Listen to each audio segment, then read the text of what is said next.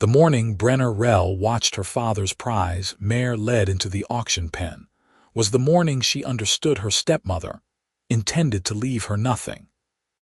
She stood at the back of the crowd gathered in the village commons, the autumn sun pale and cold on her green shoulders, her fingers twisting the hem of her worn tunic until the threads threatened to give. The mare, a beautiful bay with white socks and a gentle temperament, had been her father's pride. He had bought her 3 years ago, shortly after marrying Gwendolyn, when he still believed his new wife would bring warmth back to the house that had felt so empty after Brenna's mother died. The mare was worth 60 gold pieces at least, maybe 70, and Gwendolyn had set the starting bid at 15. 15 gold, the auctioneer called, his voice echoing off the wooden buildings that ringed the commons. "Do I hear 15 for this fine mare, sound in wind and limb, gentle under saddle?" A farmer Brenner recognized raised his hand. Then another. The price climbed slowly, grudgingly, while Brenna's heart climbed into her throat. 20 gold, 23, 25. 30 gold, a new voice called, clear and confident. And Brenna found herself looking toward a man she had never seen before in their village. He was tall, with dark hair that curled slightly at his collar and eyes that seemed to catch the light even from across the commons. He wore a traveling coat of good wool, well-made boots, and had the relaxed posture of someone entirely comfortable in his own skin. When the other bidders hesitated, he smiled, the expression transforming his face from merely handsome to genuinely warm. 35, someone countered, but the stranger shook his head and raised his hand again. 45 gold, he said, and this time no one else bid. Brenna watched him pay, watched him take the mare's lead rope from the handler, watched him run his hand down her neck with the easy familiarity of someone who knew horses. She wanted to hate him for it, for taking something that should have been hers, but she could not muster the energy. The truth was that the mare was going to be sold no matter what. At least this stranger would likely treat her well.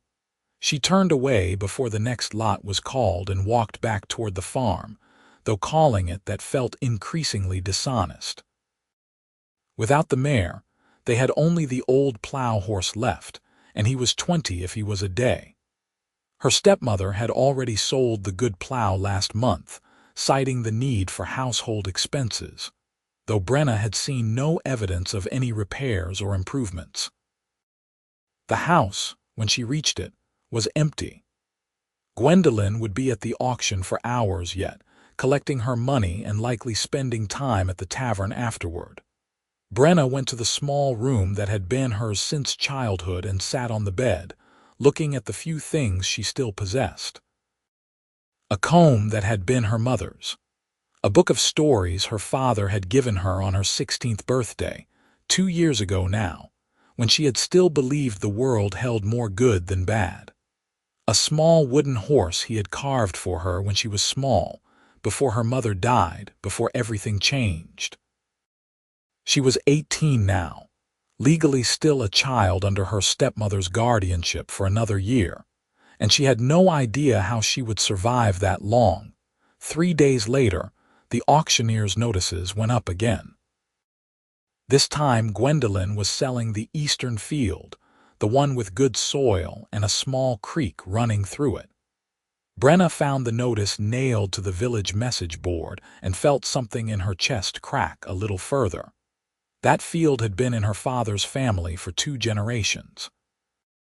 Her grandfather had cleared the stones from it himself, building the low wall that marked its boundary with his own hands. "She cannot do this," Brenna said to no one, her voice breaking. "I'm afraid she can," a voice said behind her, and Brenna turned to find the stranger from the horse auction watching her with sympathetic eyes. "I asked around after I bought the mare. Your stepmother has legal guardianship, which means she controls the estate until you come of age." Brenna stared at him, struggling to find words. Up close, He was even more handsome than she had thought, but it was the kindness in his expression that made her throat tighten. She was not used to kindness anymore. "Why do you care?" she finally managed. "I'm Isaac Gray," he said, extending his hand. "I'm a horse trader mostly, though I deal in other things too. I've been traveling through this region for about 10 years now, ever since I lost my own family's land to a swindle. I was 19, thought I was being clever, and I signed papers I didn't understand. By the time I realized what had happened, everything was gone." Brenna took his hand automatically, feeling the warmth and calluses of someone who worked for a living. "I am sorry," she said quietly. "It was a long time ago," Isaac said, releasing her hand. "I've built a different life since then, and in some ways it's been a good one. But I never forgot how it felt, watching everything my father built get taken apart piece by piece. So when I see the same thing happening to someone else—" He shrugged, the gesture somehow both casual and deeply sincere. "I suppose I can't help wanting to do something about it." "There is nothing to be done," Brenna said, the bitterness in her voice surprising even herself. "She owns everything until I turn 19, and by then there will be nothing left." Isaac looked at her for a long moment, his expression thoughtful. Then he smiled, that same warm smile that transformed his face. "We'll see about that," he said. The auction for the eastern field took place 5 days later, on a morning when frost glittered on the grass and Brenna's breath misted in the air. She went because she could not stay away, even though every instinct told her that watching would only make the pain worse. She stood in the same spot at the back of the crowd and watched the auctioneer describe the field's virtues. Good soil, water access, 15 acres of prime farmland. "We'll start the bidding at 40 gold, the auctioneer called. Brenna closed her eyes. The field was worth at least 200. 40 gold, a voice called, and Brenna recognized one of the wealthier farmers from the next village over. 50, someone else countered. 60. 75. Brenna opened her eyes and saw Isaac Gray standing near the front of the crowd, his hand raised. The other bidders glanced at him, several with obvious irritation. He had clearly made an impression at the previous auction. 100 gold, the first farmer said firmly. 150, Isaac said, not missing a beat. The crowd went quiet. 150 was closer to the field's actual value, though still below what it would bring in a proper sale. The first farmer shook his head and stepped back, and when the auctioneer called for other bids, none came. "Sold to Master Gray for 150 gold pieces," the auctioneer announced. Brenna felt tears burning in her eyes and blinked them back furiously. She did not understand what was happening. Why was this stranger buying up her father's property? Was he a speculator, planning to hold the land until he could sell it for profit? The thought made her feel sick. She pushed through the crowd, not caring who she jostled, and made her way to where Isaac was counting out gold coins to the auctioneer's clerk. "Why are you doing this?" she demanded, her voice louder than she intended. Isaac looked up, seemingly unsurprised to see her. "Doing what?" "Buying everything. First the mare, now the field. What are you planning?"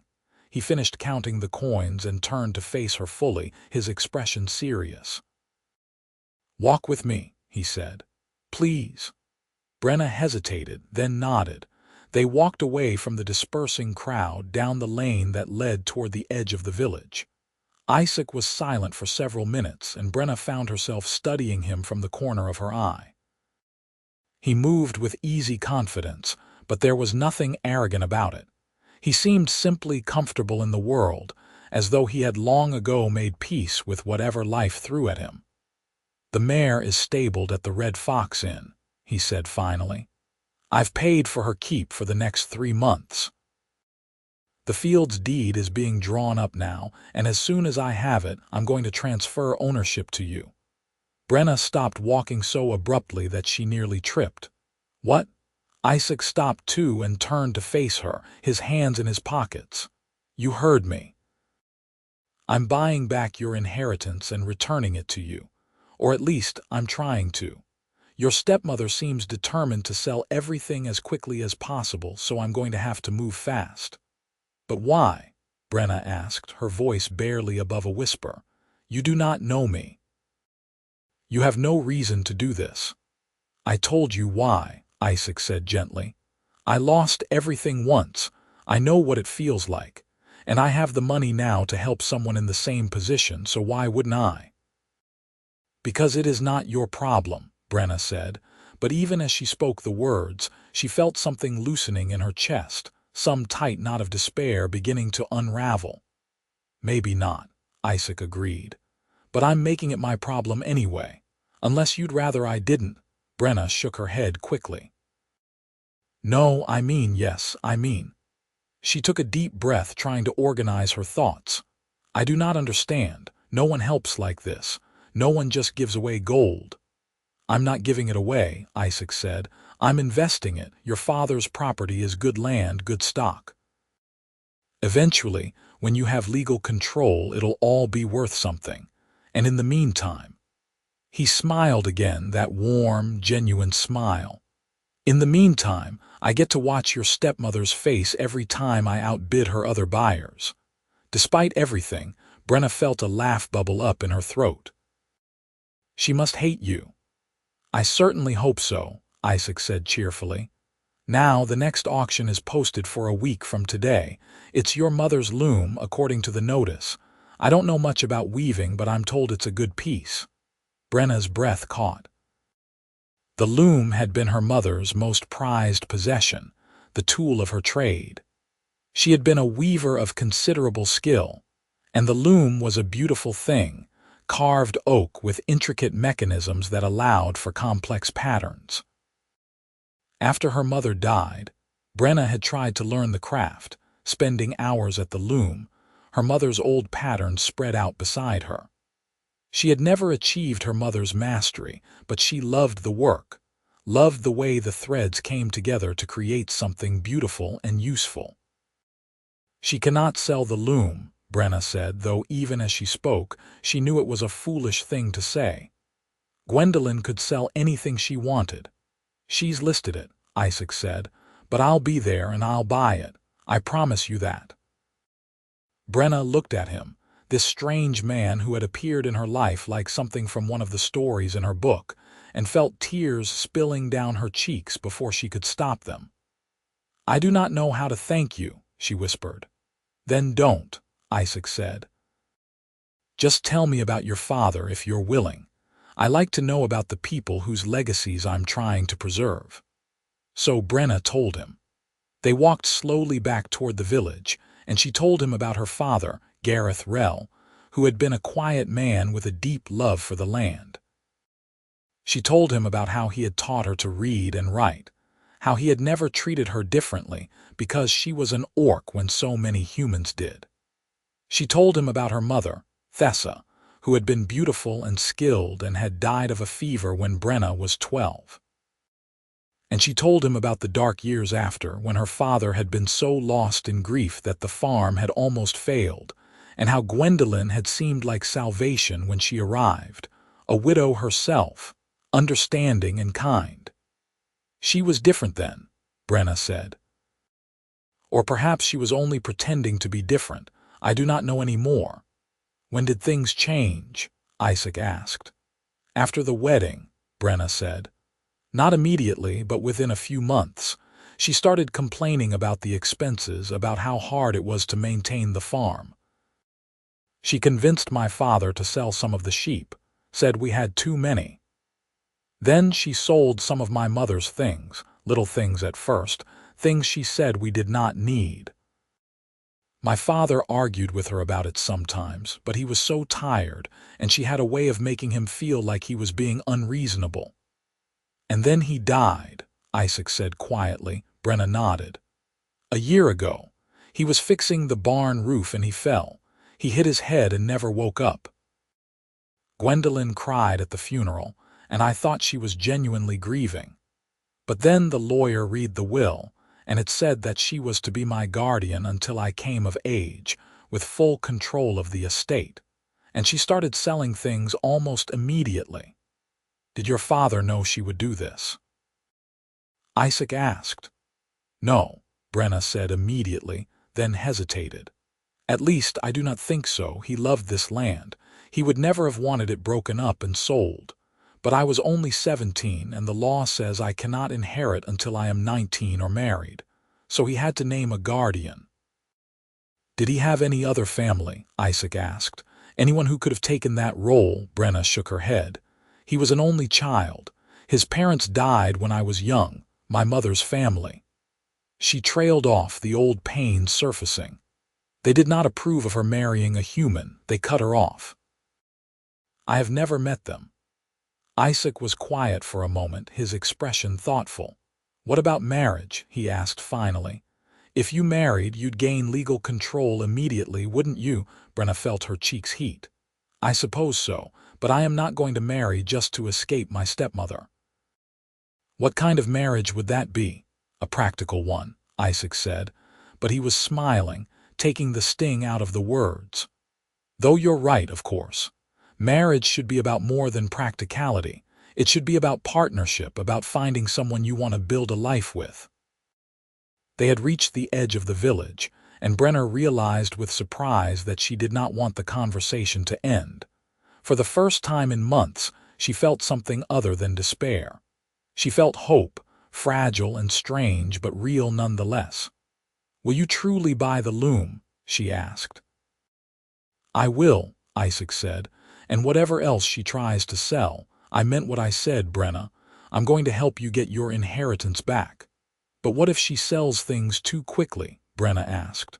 What if you cannot buy everything? Then we'll deal with that when it happens, Isaac said.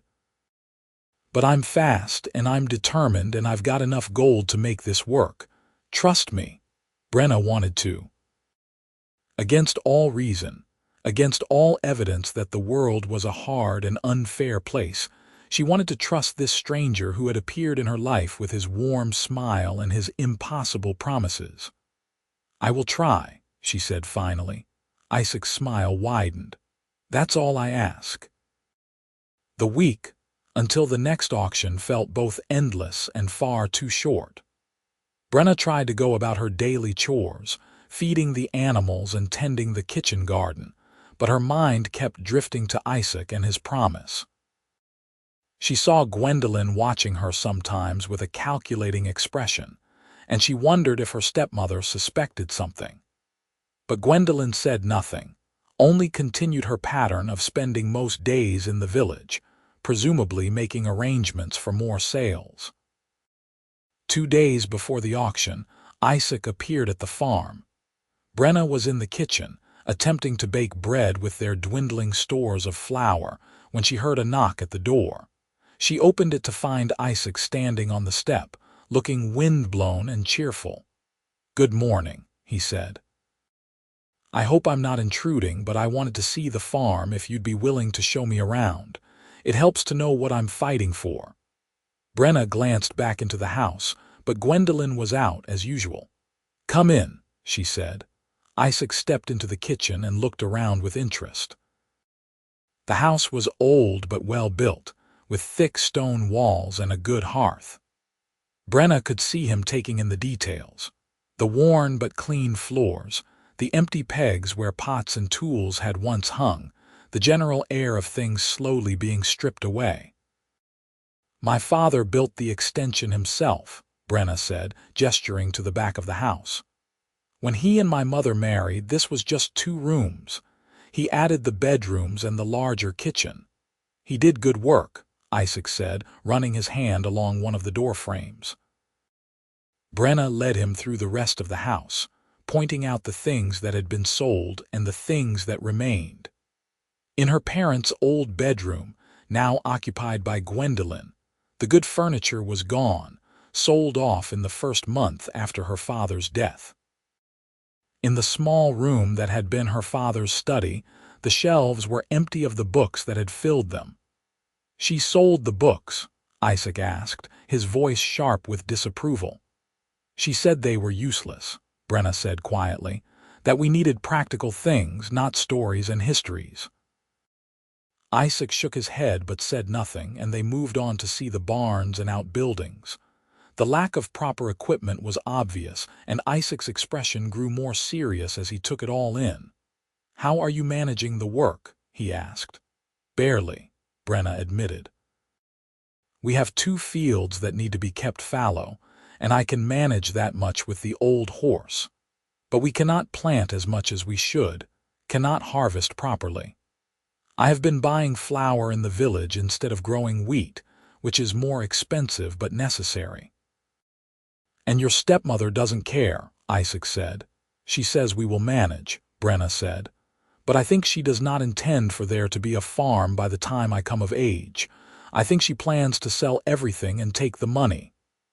"Where's the loom?" Isaac asked. Brenna led him to the small building that had been her mother's workshop. It stood apart from the main house, a single room with large windows to let in light. The loom dominated the space, its oak frame golden in the afternoon sun. Beside it were baskets of wool and linen thread, and on the walls hung several of the pieces Brenna had woven over the past years: a blanket, a length of cloth for a dress, a set of towels. Isaac walked slowly around the loom, examining it with the same careful attention he had given the house. "This is beautiful work," he said, gesturing to the pieces on the wall. "Thank you," Brenna said, surprised and pleased. "I am not as skilled as my mother was, but I try." "Do you enjoy it?" Isaac asked. "I love it," Brenna said simply.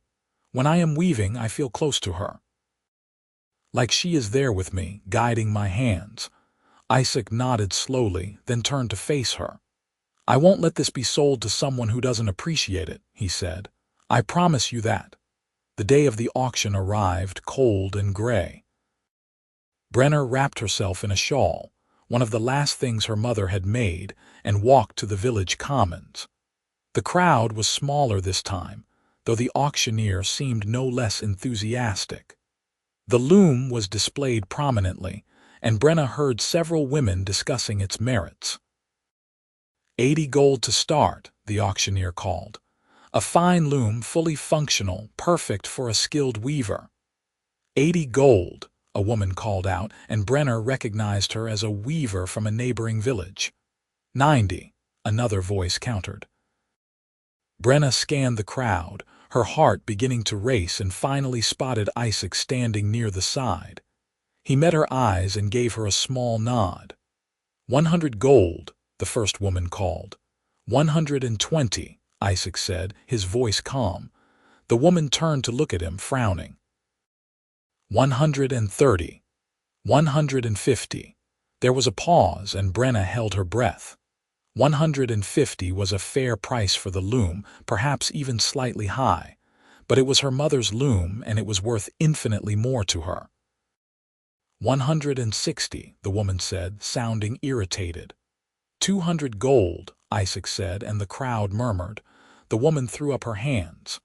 "Fine, let him have it," she said. "There are other looms to be had at reasonable prices." "Sold to Master Gray for 200 gold, the auctioneer announced. Brenna felt weak with relief. She pushed through the crowd as Isaac paid for the loom, and when he turned to face her, she saw that he was smiling. "That was more than it was worth," she said. "Maybe," Isaac agreed. "But I wanted to be sure. And besides, it's worth 200 to you, isn't it?" "Yes," Brenna whispered. "Thank you." "The loom's too big to move easily," Isaac said. "I'll arrange for it to stay in your mother's workshop for now, if that's all right. When everything's sorted out, it'll already be where it belongs." Brenna nodded, not trusting herself to speak. She was aware that people were staring at them, curious and gossiping, but she did not care. For the first time since her father died, she felt like things might actually be all right. Over the next weeks, the pattern continued. Gwendolyn posted notice of another sale, the orchard, 20 apple trees that had been planted by Brenna's grandfather. Isaac bought it for 300 gold. Then she sold a cart and a set of tools, and Isaac bought those too. Each time he paid fair prices, sometimes more than fair, and each time he told Brenna that he was holding everything in trust for her. "It's all yours," he said one afternoon as they walked through the village together. "I'm just keeping it safe until you can legally claim it." "I do not know how I will ever repay you," Brenna said. Isaac glanced at her, his expression unreadable. "Let's worry about that later," he said. "For now, let's just focus on making sure your stepmother doesn't succeed in selling everything." But that was becoming more complicated. Gwendolyn was growing suspicious, and she started setting auctions with less notice, sometimes only a day or two. Isaac had to scramble to attend them all, and twice he missed items because he was traveling and did not get word in time. Brenna watched helplessly as her father's good saddle was sold to a merchant from 3 towns over, and as a set of her mother's jewelry disappeared to a buyer she did not recognize. "I am sorry," Isaac said when he returned and learned what had happened. "I can't be everywhere at once." "It is not your fault," Brenna said, though the losses stung.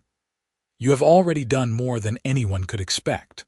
Winter arrived, bringing snow and bitter cold. The farm was struggling with so little equipment and only the old horse to work with. Brenna spent long hours trying to keep the animals fed and healthy, and she fell into bed, each night exhausted. Gwendolyn continued to spend most of her time in the village, and Brenna realized with growing certainty that her stepmother was seeing someone there, a merchant who had recently arrived from the south. She wondered if Gwendolyn was planning to leave, to take whatever money she had made from the sales and start over somewhere else. The thought should have brought relief, but instead it made Brenna angry. Gwendolyn had taken so much already. She did not deserve to simply walk away. Isaac came to visit more frequently as the weather worsened. He brought supplies sometimes, flour and salt, and once a chicken that he claimed was extra from the inn where he was staying. Brenna suspected he was buying these things specifically for her, but she was too proud to ask and too grateful to refuse.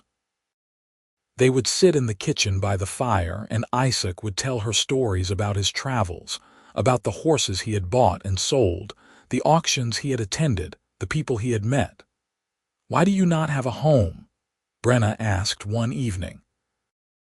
"If you have done well as a trader, why do you keep traveling?"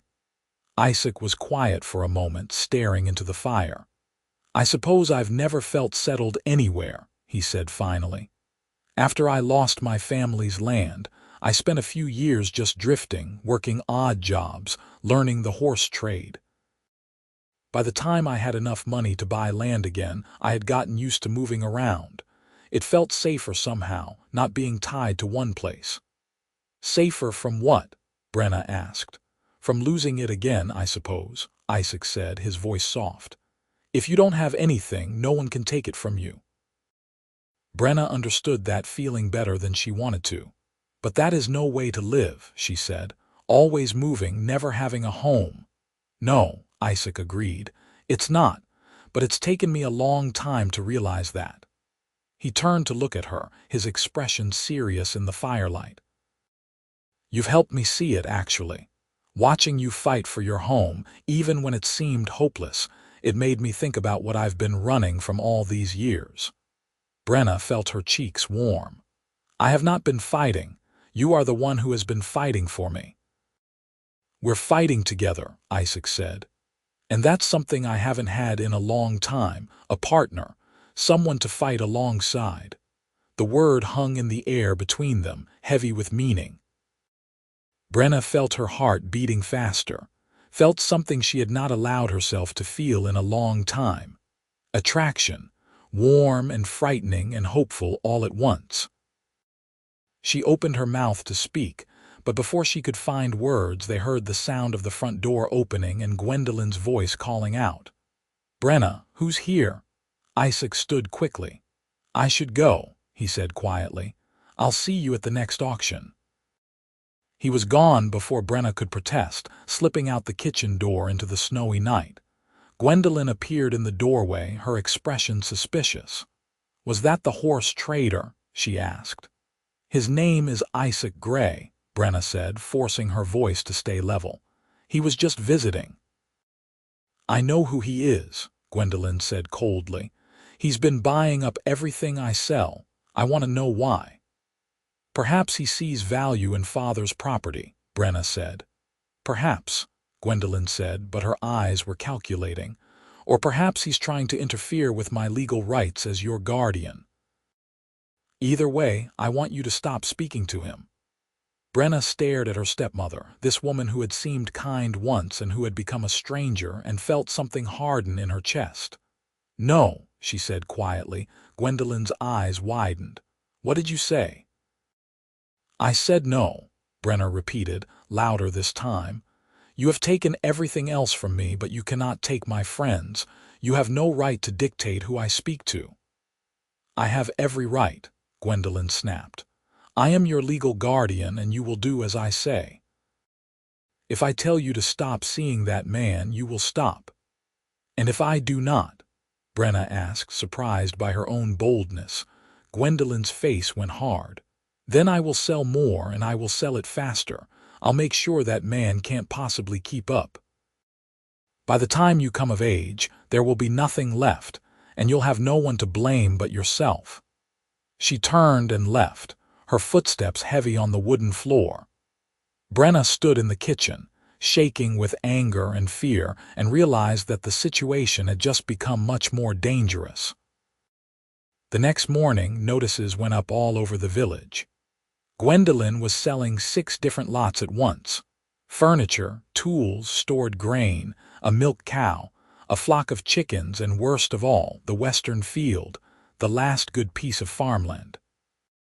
The auctions were scheduled for 3 days hence, all at the same time, making it impossible for one person to attend them all. Brenna ran to the Red Fox Inn and found Isaac in the common room, eating breakfast. She must have looked desperate because he stood immediately and led her to a quiet corner. What's happened? He asked. Brenna explained quickly, her words tumbling over each other. Isaac's expression grew darker as she spoke. She knows, he said when she finished. She's realized I've been buying everything back for you, and this is her way of making sure I can't keep doing it. What are we going to do? Brenna asked. Isaac was quiet for a long moment, thinking. Then he said, We need help. I have some contacts in the area, other traders who owe me favors.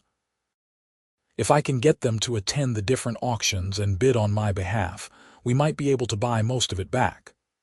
But what if they do not bid high enough? Brenna asked. What if we lose things?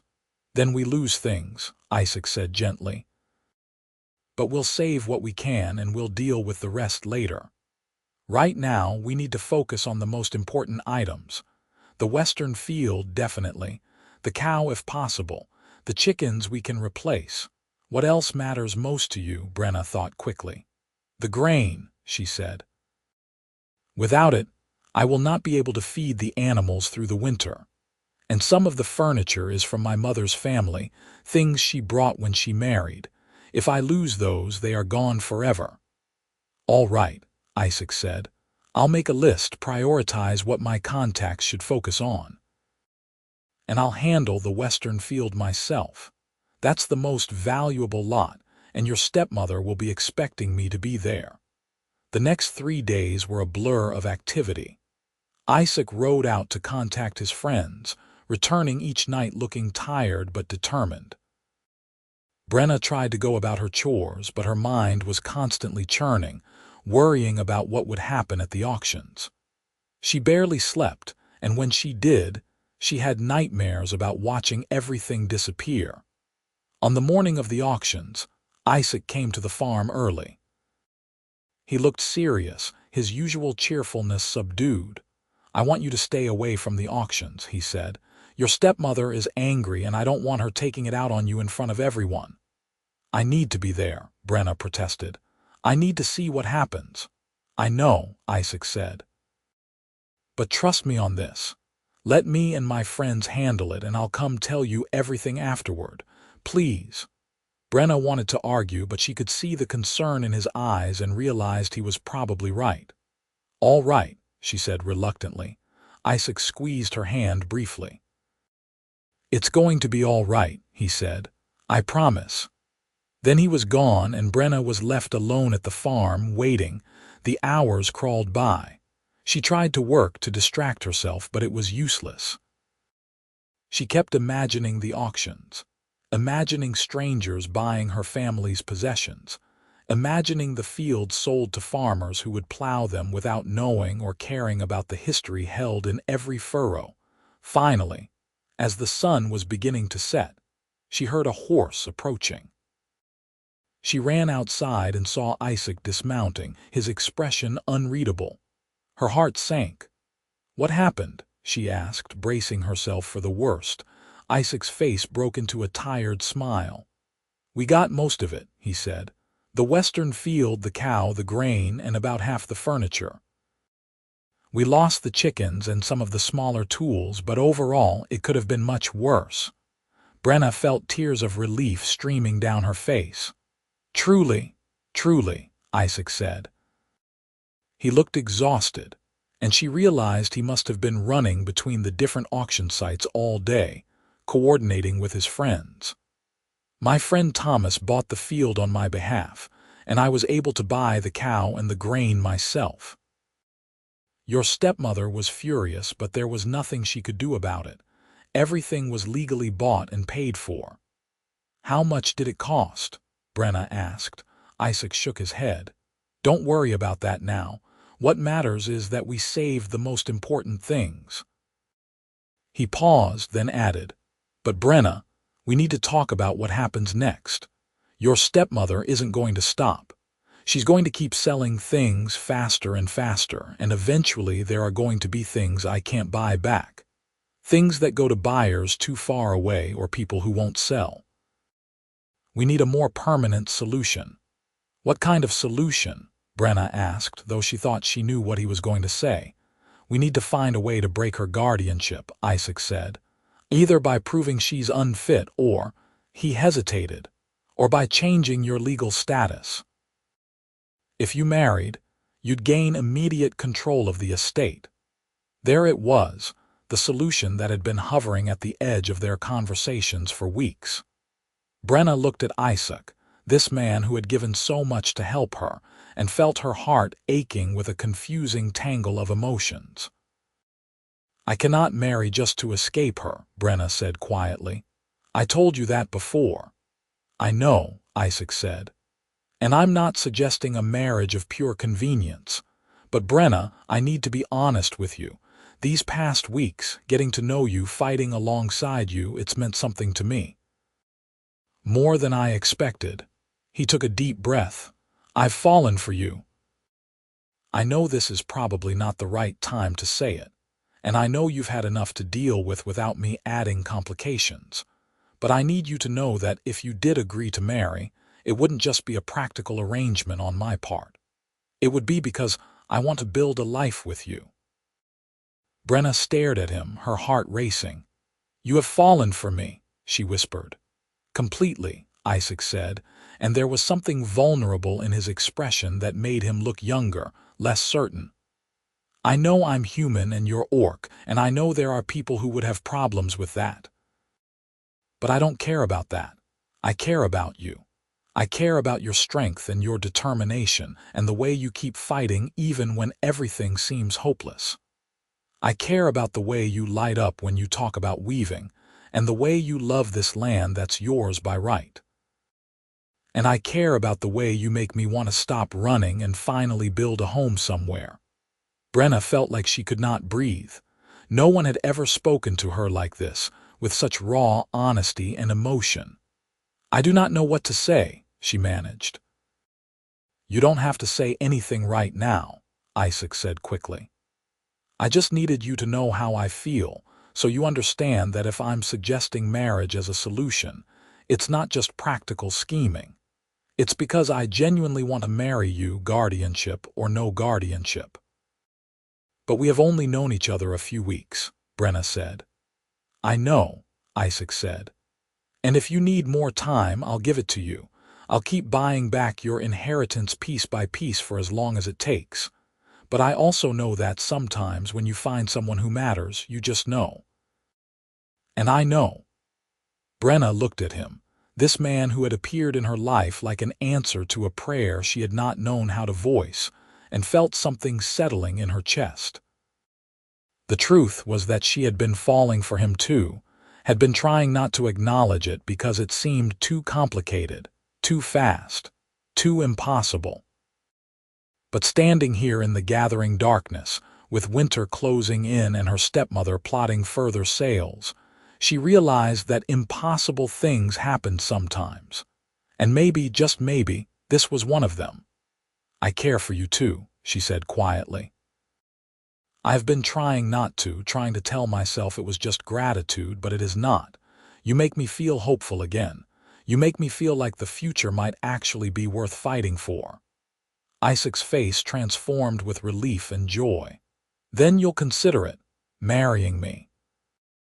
I will consider it, Brenna said, and then, feeling bold, she added, but I need more than just consideration of practicality. If I am going to marry, I need to know that you see a real future with me, not just a solution to a problem. I see everything with you, Isaac said intensely. I see us rebuilding this farm together. I see you weaving while I manage the fields and the livestock. I see children eventually if you want them, a whole house full of loud, happy children. I see growing old together, watching the orchards we planted bear fruit, watching the land prosper. I see a home, Brenna. A real home, the kind I haven't had since I was a boy, and I see building it with you. Brenna felt fresh tears on her cheeks, but these were not tears of grief or fear. These were tears of hope, of possibility, of daring to believe that happiness might actually be within reach. Ask me again, she said softly. Not as a solution to the guardianship problem. Ask me because you want to. Isaac's smile was radiant. He took both her hands in his, and in the twilight, with snow beginning to fall gently around them, he said, Brenna Rell, will you marry me? Will you build a life with me, here on this land that we're fighting for together? Will you take a chance on a wandering horse trader who's ready to stop wandering and build a home? Yes, Brenna said, and the word felt like relief and joy and courage all at once. Yes, I will marry you. Isaac pulled her into an embrace, and Brenna let herself lean against him, let herself feel safe and happy for the first time in so long. When they finally pulled apart, both of them were smiling despite the cold. We should tell your stepmother tonight, Isaac said. The sooner we're married, the sooner you have legal control and she can't sell anything more. Brenna's happiness dimmed slightly. She is not going to take this well. Probably not, Isaac agreed, but there's nothing she can do about it. You're 18 and old enough to marry with or without her permission. We'll go to the village priest tomorrow and arrange for the ceremony as soon as possible. They walked back to the house together, and Brenna felt like she was moving through a dream. Everything had changed so quickly, had shifted from despair to hope in the space of a few weeks. It felt almost too good to be true, and she kept waiting for something to go wrong. Gwendolyn was in the kitchen when they entered, and her expression when she saw them together, saw their linked hands and happy faces, went from surprise to fury in an instant. "What is this?" she demanded. "Isaac has asked me to marry him," Brenna said, keeping her voice steady. "And I have accepted." Gwendolyn's face went white, then red. "You can't," she said. "I forbid it." "You do not have that right," Brenna said. "I am 18 and old enough to marry without your permission. The law is clear on that." "This is your doing," Gwendolyn snarled at Isaac.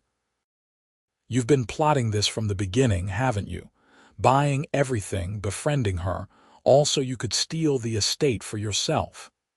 I'm not stealing anything, Isaac said calmly. I'm helping Brenna reclaim what's rightfully hers. And as for the marriage, I asked her because I love her, not because I want her property. Liar, Gwendolyn spat. You're just like every other man looking for an easy profit. Well, I won't let you get away with this. I'll fight this marriage. I'll prove you coerced her. You will do nothing, Brenna interrupted, and there was steel in her voice that surprised even herself. You have stolen from me for a year, piece by piece, taking everything my father built and my mother loved. You have lied to me, manipulated me, treated me like I was nothing more than an inconvenience. But it is over now. Once I am married, I will have legal control and you will have no more power here. This is my home too, Gwendolyn said, her voice shaking with rage. Your father married me. I have a right to live here. You sold that right when you started selling my inheritance, Brenna said, but I am not cruel like you. I will give you 2 weeks to find somewhere else to live.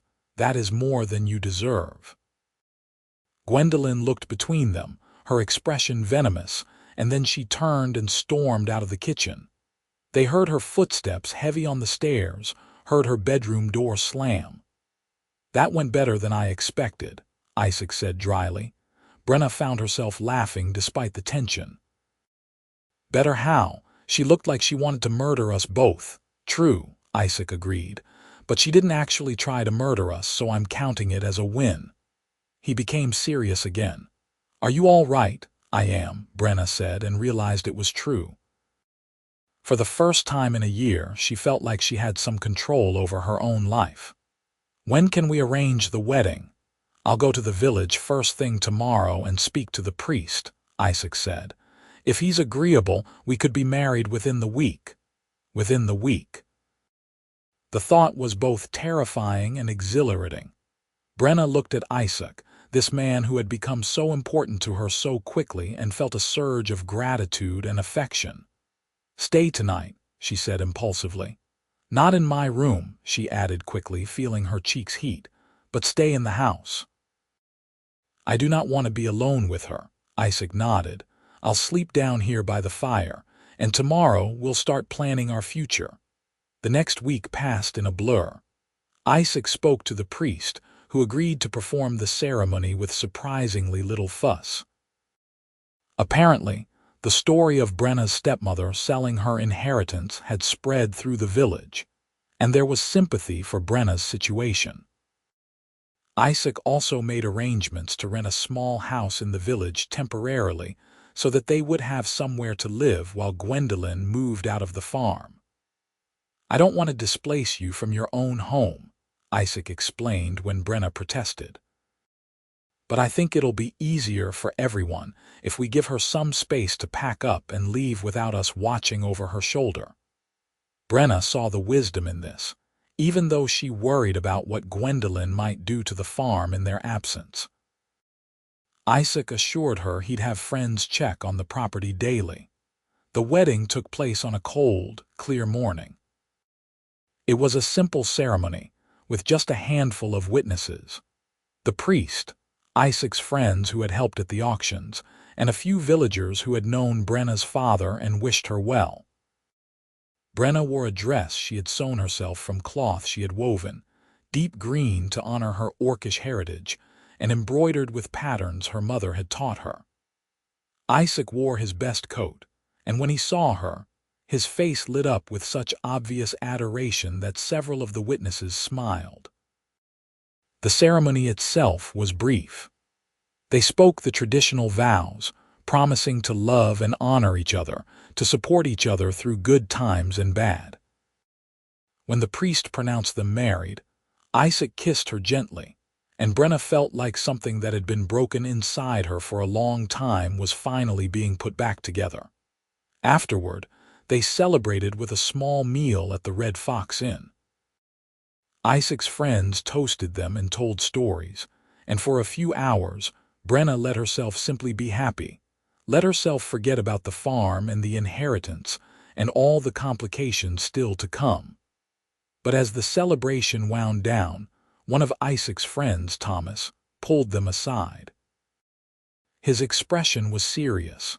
"There's something you need to know," he said quietly.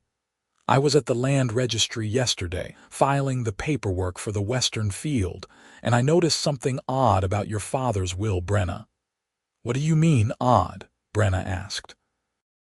"The codicil that gave your stepmother guardianship," Thomas said. "I've seen a lot of legal documents and something about it didn't sit right with me. The language was different from the rest of the will, like it was written by a different person, so I asked some questions." "And?" Isaac prompted. "And I found out that the codicil was added a month after your father wrote the original will," Thomas said. "Right after he married your stepmother. But here's the thing. The lawyer who witnessed the codicil is a man named Morton Finch, and he left the area 2 years ago. No one's seen him since." Brenna felt her heart beginning to race. "What are you saying?" "I'm saying that it might be worth investigating whether that codicil is legitimate," Thomas said. "If it was forged, if your stepmother added it herself to gain control of the estate, then everything she's done since your father died has been illegal." Isaac and Brenna looked at each other, and Brenna saw her own shock reflected in his eyes. "Can we prove it?" Isaac asked. "Maybe," Thomas said. "We'd need to find Morton Finch and ask him if he actually witnessed the codicil. Or we'd need to have the document examined by an expert who could determine if the signature was forged. It won't be easy and it won't be cheap, but if you're willing to try." "We're willing," Brenna said immediately. "If there is any chance that she has been stealing from me illegally, I want to know." "I'll start making inquiries," Thomas said. "I have some contacts who might be able to track down Finch. In the meantime, now that you're married, you have legal control of the estate anyway.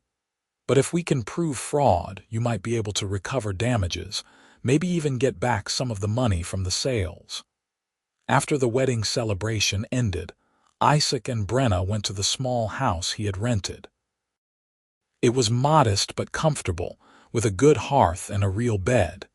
They stood in the main room, suddenly awkward with each other now that they were actually married and alone.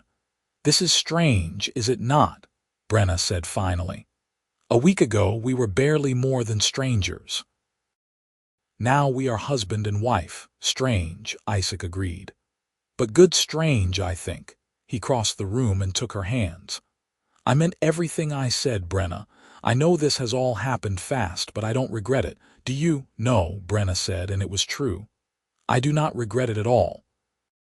I am only afraid that it is too good to be true, that something will happen to ruin it." "Nothing's going to ruin it," Isaac said firmly. "We're going to build a good life together. I promise you that." That night, they sat by the fire and talked for hours, sharing stories from their childhoods, discussing their hopes for the future. Isaac told her about his parents, about growing up on a small farm much like hers, about the dreams he'd had before everything fell apart. Brenna told him about her mother's weaving, about learning to read with her father, about the way the farm had felt before grief and greed had poisoned it. "We will make it feel that way again," Isaac said. "We'll bring it back to life." "Do you truly want to be a farmer?" Brenna asked. "You have spent so many years traveling. Will you not miss it?" "Honestly," Isaac said. "I'm ready to settle down. I've seen enough of the world. Now I want to build something lasting, something I can be proud of, and I want to do it with you." The 2 weeks they had given Gwendolyn to leave passed slowly. True to Isaac's word, his friends checked on the farm daily and reported back. Gwendolyn was packing up her possessions, but seemed to be leaving the property itself alone. Finally, on the morning of the 15th day, they received word that she had departed, hiring a cart to take her and her belongings to a town 2 days' journey away. Brenna and Isaac went to the farm together that afternoon. It felt strange to walk through the door as a married woman, as the legal owner of the property. They walked through the rooms, noting what was missing and what remained. Gwendolyn had taken all the furniture from her bedroom, but had left the rest of the house mostly intact. "It is still home," Brenna said softly, standing in the kitchen where she had spent so many hours. "Even with everything that happened, it is still home." "Then let's make it feel like home again," Isaac said. "Let's bring back the things I bought. Let's repair what needs repairing. Let's plant and build and create something beautiful." Over the next weeks, that was exactly what they did. Isaac arranged for the mare to be brought back from the inn stable, and Brenna cried when she saw the beautiful bay again. The cow was returned, and the stored grain, and slowly the farm began to feel alive again. Isaac proved to be a skilled and tireless worker, repairing fences and outbuildings, preparing the fields for spring planting. Brenna threw herself into the work too, caring for the animals, planning the garden, and in her spare moments, returning to her mother's loom. Winter deepened, and they settled into a rhythm of work and companionship. Brenna found herself falling more in love with Isaac every day, charmed by his humor and his kindness, by the way he sang while he worked, and the way he always knew when she needed help without her having to ask. He was patient with her, giving her space when she needed it and closeness when she needed that instead. Their marriage, which had started as a practical solution to a legal problem, was becoming something real and deep and precious. Meanwhile, Thomas was working to track down Morton Finch, the lawyer who had supposedly witnessed the codicil to her father's will. It took weeks of inquiries and dead ends, but finally, in late winter, he sent word that he had found Finch living in a coastal town 3 days' ride away. "I'll go," Isaac said immediately when they received the message. "Thomas and I will ride out tomorrow and talk to him." "I want to come," Brenna said. Isaac hesitated. "It'll be a hard journey in winter and we'll need to travel fast." "I can keep up," Brenna insisted. "This is my inheritance, my father's will. I need to be there." Isaac looked at her for a long moment, then nodded. "All right, we'll all go together."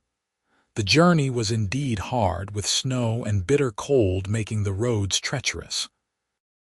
But Brenna was determined, and she pushed through the discomfort without complaint. They reached the coastal town on the evening of the 3rd day, tired and wind-blown but eager to finally get answers. Morton Finch lived in a small house near the docks. He was an elderly man now, with white hair and a stooped posture, and he looked surprised when they knocked on his door and introduced themselves. "Gareth Rell," he said when Brenna explained who she was. "Yes, I remember him. Good man. I drew up his will, must be 6-7 years ago now." "I'm sorry to hear he passed." "Do you remember witnessing a codicil to the will?" Isaac asked. "One that gave his new wife guardianship over his daughter." Finch frowned. "Codicil? No, there was no codicil. The will was straightforward. Everything to his daughter when she came of age, with a provision for any new wife to have a widow's portion. He was very clear on that." Brenna felt like the ground was shifting under her feet. "Are you certain?" "There is a codicil in the official record, and it has your signature on it." Finch's frown deepened. "I did not witness any codicil, and if someone has used my signature, that's fraud. May I see this document?" They had brought a copy of the codicil, and Finch studied it carefully, pulling out a pair of spectacles to examine the signature. "That's not my signature," he said finally. "It's close. Someone did a fair job of copying my hand, but it's not mine. See here the way the F curves. I always loop it twice, and the date is wrong too. This says I witnessed it in the spring of that year, but I left your village in the winter and never went back." "So it is a forgery," Thomas said, his voice grim. "Absolutely," Finch said, "and I'll swear to that in any court you like." "This is a serious crime, impersonating a legal witness and forging documents to steal an inheritance. The woman who did this could face prison." They thanked Finch and left, Brenna's mind reeling. All this time, Gwendolyn's control over the estate had been based on a lie, on a forged document. Everything she had sold, every piece of the inheritance she had taken, had been theft. "What do we do now?" Brenna asked as they rode back toward home. "Now we go to the authorities," Isaac said. "We present Finch's testimony along with the evidence of the forgery, and we make sure your stepmother is held accountable. She's stolen from you, Brenna, and she needs to face the consequences." "And the money from the sales?" Brenna asked. "Can we get any of that back?" "Maybe," Thomas said. "If the courts rule in your favor, they might order her to make restitution. Of course, that's only useful if she actually has any money left." They returned home and immediately sought out the local magistrate, a stern man named Aldrich Hayes, who listened to their story with increasing disapproval. "This is a very serious accusation," he said when they had finished. "If what you say is true, this woman has committed multiple crimes: forgery, fraud, theft. I'll need to examine the documents and hear testimony from this lawyer, Finch." "He has agreed to travel here and testify," Thomas said. "I can have him here within the week." The magistrate nodded. "Then we'll hold a hearing. In the meantime, I'll issue a warrant for Gwendolyn Rell's arrest. Where is she currently?" "She left for the town of Millbrook about 6 weeks ago," Brenna said. "I do not know if she is still there." "I'll send word to the magistrate there," Hayes said. "We'll find her, and we'll get to the bottom of this." The next weeks were tense as they waited for the legal process to unfold. Morton Finch arrived and gave his testimony, confirming that the codicil was a forgery. An expert examined the documents and concurred.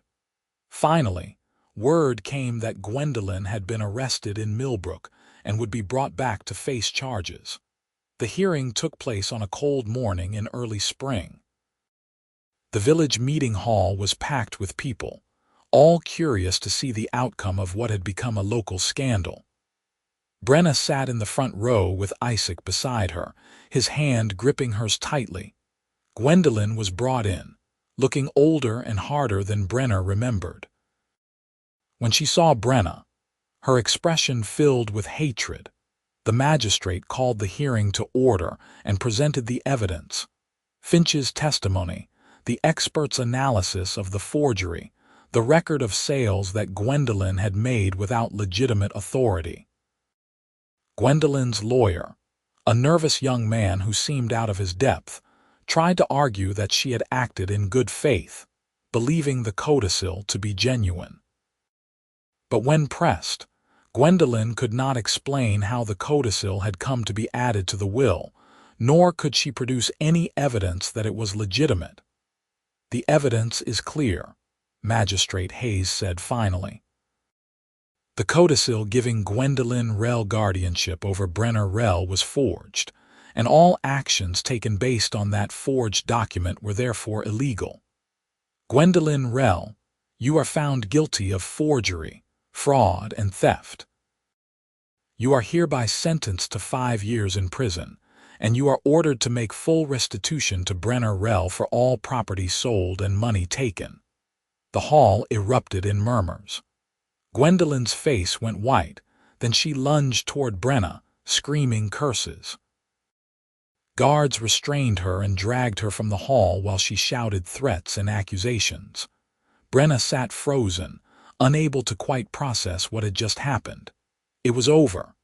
Gwendolyn's authority was voided, her crimes exposed, her ability to hurt Brenna ended. "Are you all right?" Isaac asked softly. Brenna nodded slowly. "I think so. It just feels unreal." "It's real," Isaac assured her. "Justice has been done. Now we can really start rebuilding." The magistrate called them to his office afterward to discuss the details of restitution. "The problem," he explained, "is that Gwendolyn has very little money left. She spent most of what she made from the sales, and what remains won't come close to covering the full value of what was taken. However, I can order that any funds she does have be turned over to you, and I can also help you track down some of the buyers who purchased your property. Some of them may be willing to sell it back now that they know it was stolen goods. We have already bought back some of it, Isaac said, explaining how he had been purchasing items at the auctions. The magistrate looked impressed. That was good thinking. Well, between the restitution funds and your own efforts, you should be able to recover a significant portion of the estate. It won't be everything, but it'll be something. Over the next months, they did exactly that. The court released what little money Gwendolyn had saved, about 300 gold pieces, which Isaac and Brenna used to buy back some of the items that had been sold to distant buyers. Isaac's patient inquiries and fair offers convinced several people to sell back tools, furniture, and other goods. Slowly, piece by piece, the farm was reassembled. Not everything could be recovered. Some items had been sold too far away, or to people who refused to part with them. Brenna's father's saddle was gone for good, as was a set of her mother's jewelry that she mourned. But most of the important things came back. The fields, the orchard, the animals, and most precious of all, her mother's loom. On a warm spring morning, Brenna and Isaac carried the loom back into her mother's workshop and set it up in its proper place. Brenna ran her hands over the smooth oak, feeling the familiar texture, and felt tears streaming down her face. "It's home," she whispered. "It's really all home again." Isaac wrapped his arms around her from behind. "It is, and it's ours, really ours, with no one to take it away." Brenna turned in his embrace and kissed him, pouring all her gratitude and love into the gesture. When they finally pulled apart, both of them were smiling. "What should I weave first?" she asked. "Whatever makes you happy," Isaac said. "Whatever feels right." Brenna thought for a moment, then smiled. "Blankets," she said. "Blankets for our bed, blankets for a home that's really ours, and maybe, eventually, small blankets for children." Isaac's eyes widened, then he grinned. "Children, are you saying?" "I am not pregnant yet," Brenna said, laughing at his expression. "But I would like to be someday, when we're ready, when the farm is stable and we have built a life we can bring children into safely." "I would like that too," Isaac said softly. A whole house full of children, running through the orchard and learning to ride the horses and growing up knowing they're loved and safe. They spent the rest of the day in the workshop, with Brenna beginning to set up the loom for her first project and Isaac sitting nearby, watching her work and occasionally asking questions about the process. It felt peaceful, domestic, right in a way that made Brenna's heart ache with happiness. Spring turned to summer, and the farm flourished under their care. Isaac proved to have a natural talent for managing the land, rotating crops efficiently, and improving the irrigation in the fields. Brenna's garden produced abundantly, and she spent long hours preserving food for the winter. The animals thrived, and they were able to buy several more chickens and another cow. In the evenings, after the work was done, they would sit together on the porch of the house, watching the sun set over the fields that were truly theirs now. Brenna would tell Isaac about her plans for new weaving projects, and he would share ideas for improvements to the farm. Sometimes they would just sit in comfortable silence, his arm around her shoulders, both of them content. One evening in late summer, as they sat watching fireflies dance in the twilight, Isaac said, "I've been thinking about something." "What's that?" Brenna asked. "I want to plant more apple trees in the orchard," he said. "The ones your grandfather planted are getting old, and I thought we could add new ones, different varieties maybe. Build the orchard up so it's something really special." Brenna felt warmth spreading through her chest. "My grandfather would have loved that idea," she said. "He always said the orchard was his legacy, the thing he was proudest of." "Then let's make it our legacy too," Isaac said. Something we build together and pass down to our children whenever they come along. I think I am pregnant, Brenna blurted out, the words escaping before she could think about them. Isaac went very still beside her. You think, he said carefully. I am late, Brenna said. Only by a week, so I cannot be certain yet, but I think so, and I feel different somehow. Like something has changed. Isaac turned to face her fully, his expression a mix of hope and wonder. Would you be happy? If you are, I would be terrified, Brenna said honestly. But yes, I would be happy. Would you? I would be overjoyed, Isaac said, his voice thick with emotion. I would be the happiest man alive. They held each other as the darkness fell around them, and Brenna felt a sense of completeness she had never experienced before. Her inheritance had been stolen piece by piece, but Isaac had helped her reclaim it piece by piece, and in the process, they had built something even more valuable than property or gold. They had built a partnership, a marriage, a love that felt unshakable. 2 weeks later, Brenna's suspicions were confirmed by the village midwife. She was indeed pregnant, and the baby would come in early spring. Isaac's reaction was everything she could have hoped for, pure, unrestrained joy. He swept her up and spun her around despite her laughing protests, then immediately became concerned that he had been too rough and insisted she sit down and rest.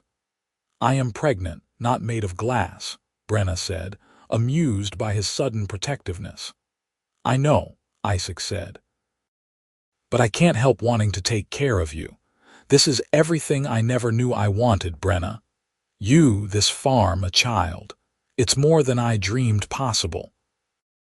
The pregnancy progressed smoothly, and as autumn arrived and then winter, Brenna found herself feeling more and more grateful for the life they had built. The farm was prosperous now, with enough income from crops and the sale of Brenna's woven goods that they could hire help when needed. The house was warm and filled with laughter, and every night she fell asleep in Isaac's arms, safe and loved and home. The baby arrived on a cold morning in early March after a long but not overly difficult labor. She was a girl, perfect and tiny, with green skin like her mother and her father's dark eyes. They named her Eliza, and Brenna thought she had never seen anything more beautiful. She's incredible, Isaac whispered, holding his daughter with the careful reverence of a new father. She's perfect. She is, Brenna agreed, exhausted but happy. She's ours. As spring unfolded and Eliza grew from a tiny newborn to an alert, active baby, Brenna found herself thinking often about the journey that had brought them here. It had started with loss and theft, with watching her inheritance sold away piece by piece. But Isaac had appeared like a miracle, buying it all back piece by piece, restoring not just her property but her hope and her future. She thought about Gwendolyn sometimes, locked away in prison, and felt a complicated mix of emotions. There was satisfaction in seeing justice done, but there was also sadness for what could have been. If Gwendolyn had truly cared for her father, if she had been honest and kind, they might have been a real family. Instead, greed had poisoned everything, and Gwendolyn had destroyed any chance at happiness in pursuit of money that had not even made her happy in the end. But mostly, Brenna did not think about Gwendolyn at all. She was too busy living the life she and Isaac were building together, too occupied with the daily joys and challenges of running the farm and raising their daughter. The past was the past, painful but no longer controlling her present. One afternoon in late spring, when Eliza was napping and the day's work was done, Brenna went to her mother's workshop. She had not woven much since Eliza's birth, too busy with caring for an infant, but now she felt the familiar pull, the desire to create something beautiful. She sat at the loom, her mother's loom that had been sold and bought back, and began to work. Isaac found her there an hour later, standing in the doorway and watching her with a soft expression. "What are you making?" he asked. A tapestry, Brenna said, not looking up from her work. For Eliza's room, something to help her remember the story of our family, where we came from and how we built this life. What will it show? Isaac asked, coming to stand beside her. The farm, Brenna said, the fields and the orchard and the house. And figures working the land together, building something lasting and good. And maybe in the corner a small scene of an auction to remember how it all began. Isaac was quiet for a moment, then he said, "It all worked out, didn't it? Despite everything that went wrong, despite all the things we lost, it worked out." "It did," Brenna agreed. She set down her shuttle and turned to face him. "You bought back my inheritance piece by piece, but you gave me so much more than that. You gave me hope and partnership and love. You gave me a future I could believe in. You gave me the same things," Isaac said, taking her hands. "You gave me a reason to stop running, a home to build, a family to love. You gave me everything I needed without even knowing it."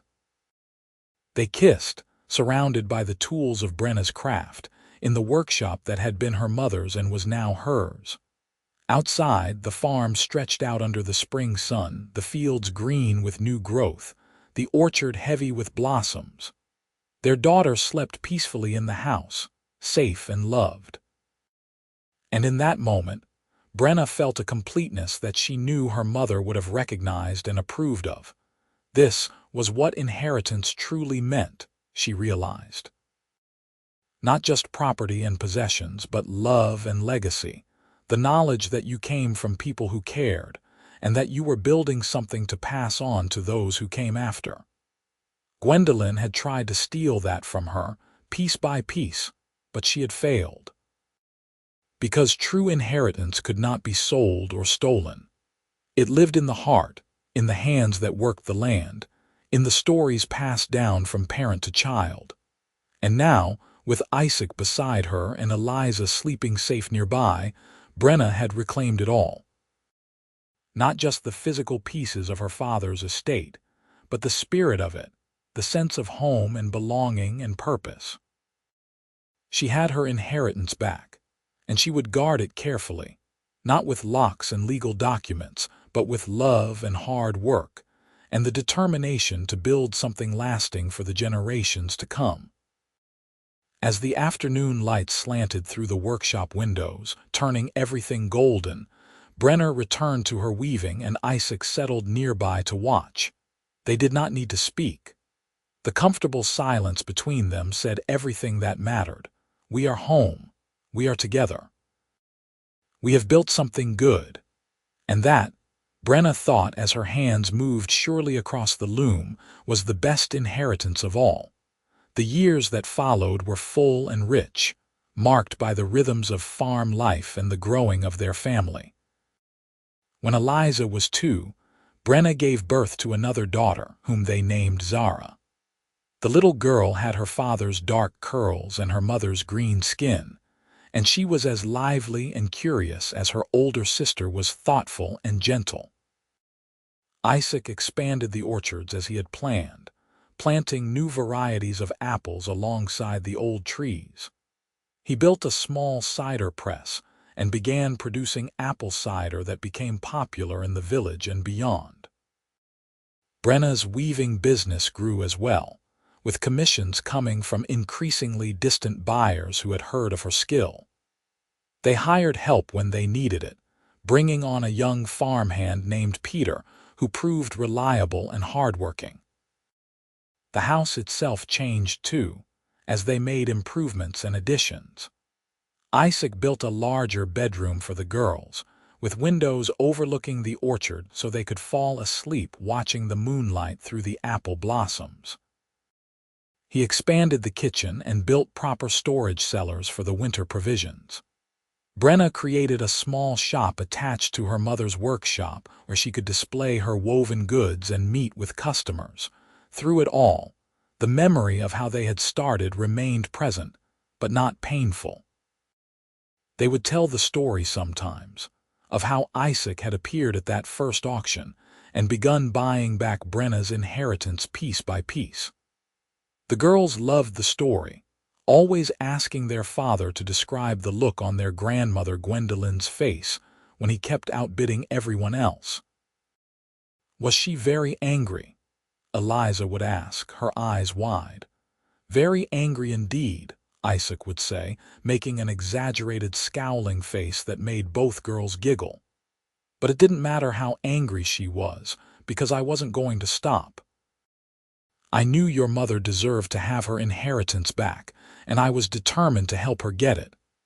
"And then you fell in love," Zara would add, always eager to get to her favorite part of the story. "And then we fell in love," Isaac would agree, pulling Brenna close. "Which was the best part of the whole adventure." They heard occasionally about Gwendolyn, though they never saw her. She served her 5 years in prison and was released, but she never returned to their area. According to rumors that filtered back through travelers, she had gone to live with a distant cousin in another province, working as a seamstress and keeping to herself. Brenna felt neither satisfaction nor pity at this news. Gwendolyn had made her choices and now lived with the consequences. It was no longer Brenna's concern. What was Brenna's concern was the life she and Isaac were building together, the daily joys and challenges of raising their daughters and running the farm. She loved watching Isaac teach Eliza how to care for the horses, loved seeing Zara toddle after her father through the orchards, trying to help with the harvest.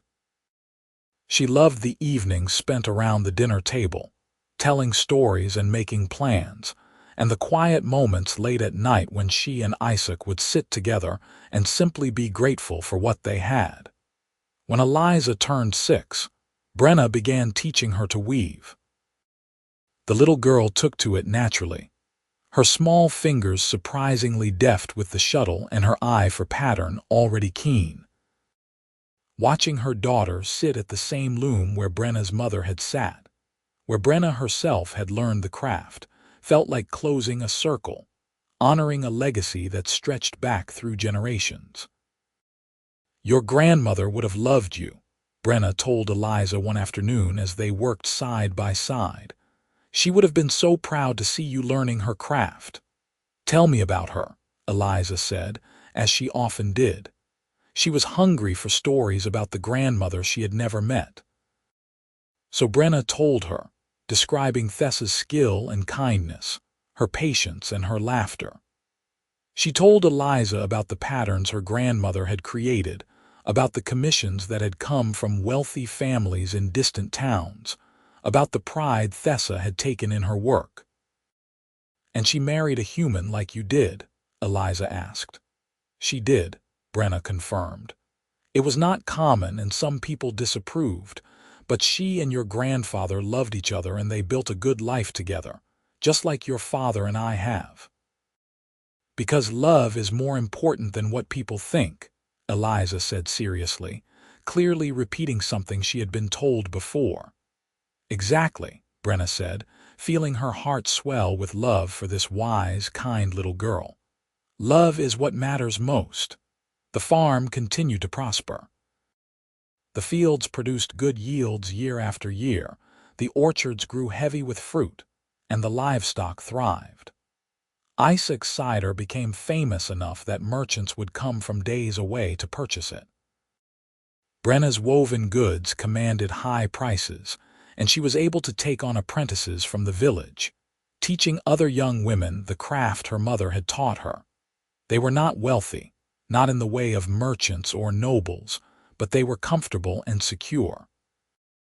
They had enough to eat, warm clothes to wear, a sturdy roof over their heads. They had work they found meaningful, a community that respected them, and most importantly, they had each other. On their 5th wedding anniversary, Isaac surprised Brenna by presenting her with a small box. "What is this?" she asked, puzzled. "Open it," he said, smiling. Inside the box was a delicate silver bracelet engraved with a pattern of intertwined vines and apple blossoms. It was beautiful, clearly the work of a skilled craftsman, and it must have been expensive. "Isaac, this is too much," Brenna protested, even as she admired the bracelet's beauty. "It's not too much," Isaac said, taking it from the box and fastening it around her wrist. "I wanted to give you something special to thank you for these 5 years. You've given me everything, Brenna. A home, a family, a purpose. You've made me happier than I ever thought possible. This is just a small token of what you mean to me." Brenna felt tears welling up. "You have given me just as much," she said. "You saved my inheritance, but more than that, you saved me. When you appeared at that first auction, I was drowning in despair. I had given up hope. And then you were there, buying back what had been stolen, piece by piece, and showing me that the world could still be good and fair. You gave me back my future." Isaac pulled her close, and they stood together in the kitchen where they had first told her stepmother about their engagement, where so much of their life together had unfolded. Through the window, they could see their daughters playing in the garden, Eliza carefully showing Zara how to make a flower crown. "We've built something good here," Isaac said quietly. "Something lasting." "We have," Brenna agreed. "And it's ours, truly ours, in a way that goes beyond legal documents or property deeds. It's ours because we made it together, because we fought for it together." As the sun set that evening, painting the sky in shades of gold and rose, Brenna stood in her mother's workshop and looked at the tapestry she had been working on for years. It was nearly complete now, a large piece that told the story of their family in thread and color. The farm was there, lovingly detailed, with the house and barns and orchards all recognizable. Figures worked the fields, suggesting the labor and care that went into maintaining the land. And in one corner, smaller but no less important, was a scene of an auction with a tall man raising his hand to bid. This was their story, Brenna thought. Not a fairy tale with magic and easy solutions, but a real story about real people who had worked hard and helped each other and built something beautiful out of loss and pain. It was a story about inheritance, about what truly mattered and what could be reclaimed even when all seemed lost. And it was a story that was still being written, still unfolding with each day that passed, each harvest that came in, each evening spent together as a family. The inheritance that Brenna had fought for, that Isaac had helped her reclaim piece by piece, was not just land and possessions. It was this: the life they shared, the love they had built, the legacy they would pass on to their daughters and, someday, to their daughters' children. Standing in the workshop with the evening light streaming through the windows, Brenna felt a deep sense of peace. The journey had been hard, marked by loss and struggle and moments of despair. But it had brought her here, to this moment, to this life that was rich with meaning and joy. And she would not change any of it, because every piece of the journey had been necessary to create the whole. She heard footsteps behind her and turned to find Isaac standing in the doorway, just as he had so many times before. "The girls are asking for a story," he said. "I told them you'd come tell them about their grandmother." "I will," Brenna said. "Just give me a moment to finish this section." But Isaac came to stand beside her instead, looking at the tapestry with the same appreciation he always showed for her work. "It's almost done," he observed. "Almost," Brenna agreed. "A few more weeks of work and it will be complete." "What will you make next?" Isaac asked. Brenna smiled. "I have not decided yet. Perhaps something for the house, new curtains for the girls' room, or perhaps another piece for sale, something that will bring in enough money to buy that new plow you have been wanting." "Whatever you choose, it will be beautiful," Isaac said with confidence. "Everything you make is beautiful." They stood together in comfortable silence for a few moments more, and then Brenna set down her shuttle and took Isaac's hand. "Come," she said. Let's go tell our daughters about their grandmother, about the woman who taught me to weave and who would have loved them fiercely. Let's tell them about where they come from, about the legacy they're part of." Hand in hand, they walked from the workshop to the house, where their daughters waited. The farm stretched around them, peaceful in the gathering dusk, and Brenna felt overwhelmingly grateful for everything they had built together. This was home. This was family. This was the inheritance that truly mattered, and it could never be sold or stolen away. It lived in their hearts, in their work, in the stories they told and the love they shared. And as they entered the house and heard their daughters' excited voices calling for them, Brenna knew that this was exactly where she was meant to be. The hard journey was over, the pieces of her inheritance reclaimed. Now there was only the daily work of living, of loving, of building a future worth having. And she was ready for all of it, with Isaac beside her and their daughters growing up surrounded by love and security. The story that had begun with loss and theft, with a man appearing at an auction and quietly buying back what had been stolen, had become a story about so much more. It had become a story about love and partnership, about fighting for what mattered and building something lasting. It had become a story about family and legacy and home.